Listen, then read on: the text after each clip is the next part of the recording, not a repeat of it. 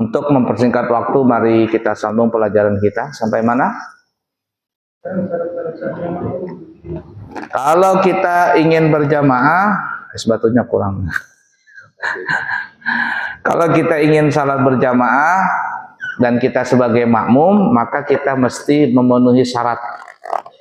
Kalau syarat ini tidak sempurna, maka kita sebagai makmum tidak sah mengikuti imam. Paham kira-kira dulu ya? Nah, apa aja syaratnya? Silakan dibaca. Halaman 87. Syarat-syarat sahnya makmum mengikuti imam. 1. Sang makmum tidak mengetahui akan batal sholatnya sang imam seperti imam berhadas. Ya, kalau kita jadi makmum, kita ini nggak usah cari tahu imam itu berwudu kah, nggak berwudu kah, pakaiannya itu najis kah, nggak bernajis, jangan cari tahu. Pura-pura aja nggak tahu. Nah, gitu kan ya. Jadi kalau ada imam, ngelihat kita ada orang jadi imam, sudah ikutin saja. Kalau kita mengetahui imam itu jadi imam, nggak berwudu, lalu kita ngikutin dia, kita yang nggak sah. Kenapa? Karena kita tahu ini imam nggak berwudu, kenapa kita ikutin? Ini imam pakaiannya bernajis, kenapa kita ikutin? Nah, tapi kalau kita nggak tahu, nggak apa-apa, nggak masalah. Mudah dipaham kira-kira? Orang jadi pemimpin tuh, nah, nggak usah lah di dalam sholat, di dalam masalah kehidupan saja. Kita nggak perlu cari tahu pemimpin itu ijazahnya sahkah, nggak sah, ijazahnya aslikah atau palsu. Kita nggak perlu tahu itu. Ya, itu urusan yang di atas. Urusan syarat untuk menjadi menjadi pemimpin. Kita ini kita lihat kalau dia sudah disahkan oleh pemerintah, cucuk sudah. Kita suka cucuk, kita nggak suka, dosa dipilih. Nah, mudah dipaham kira-kira ya. Jadi kita ini kalau kita merasa cocok, pilih. Kalau nggak cocok, jangan pilih. Itu kalau di mana di masalah pemimpin di dunia ini. Tidak perlu cari tahu. Baik, lanjut. Makmum yang mengingatkan bahwa imam itu wajib ikut mengkodok sholatnya, seperti seseorang yang menjadi imam tetapi dia diskusi dengan pertanyaannya. Kita sebagai makmum tidak perlu atau kita tidak mengetikatkan bahwa imam itu salatnya ini hanya untuk menghormati waktu saja. Contoh umpama begini ya, ada seorang imam salatnya itu nggak berwudu, tapi dia tayamum. Tayamum ini karena umpama dia ada luka di kaki, ya, atau ada luka di anggota wudu, atau umpama yang paling enak ini ya, dia tayamum karena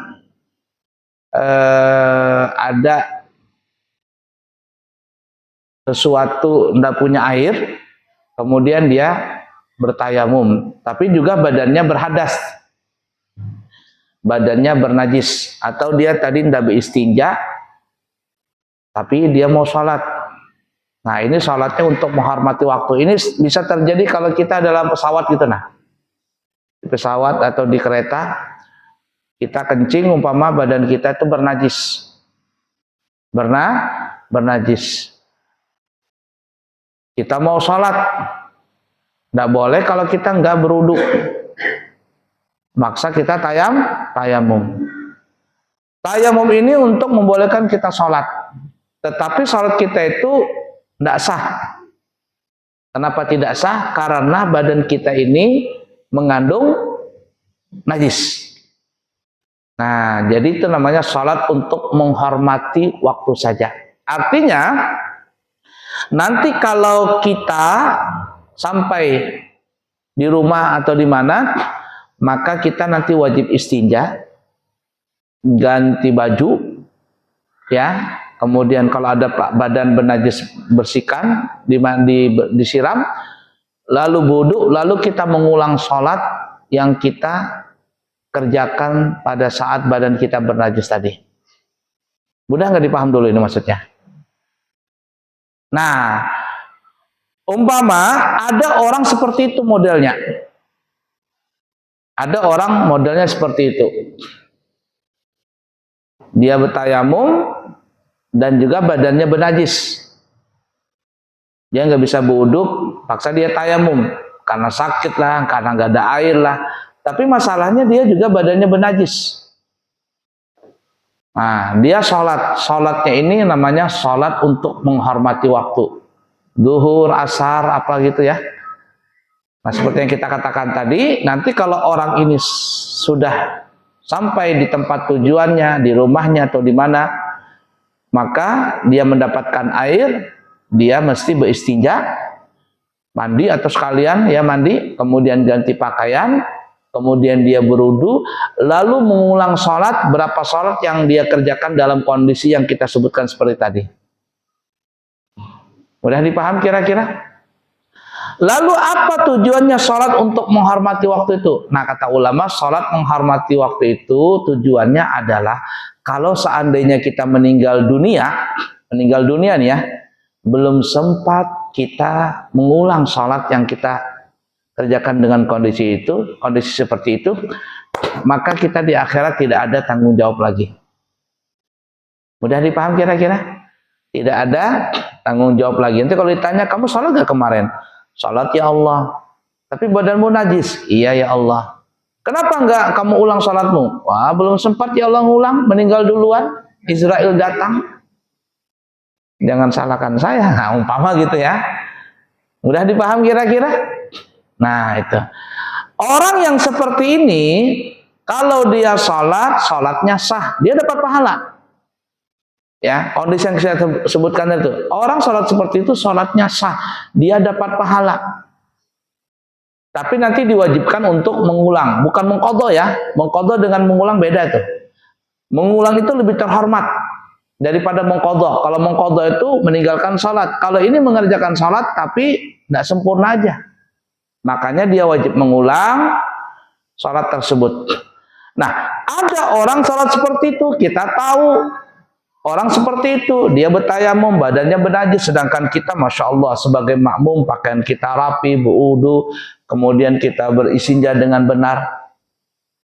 Kita ngelihat orang seperti itu, kita jadikan dia imam, maka kita tidak sah. Sebagai makmum kita tidak sah salat kita. Loh kenapa? Karena derajat kita dari segi taharah, kebersihan dan kesucian kita lebih tinggi. Mestinya kita yang jadi imam, dia yang jadi makmum. Nah, cuman masalahnya kita kepo. Kita kepo, tahu orang seperti itu modelnya. Kita suruh jadi imam, sudah kita tahu orang seperti itu, kita jadikan imam, jangan salahkan dia. Kita yang salah.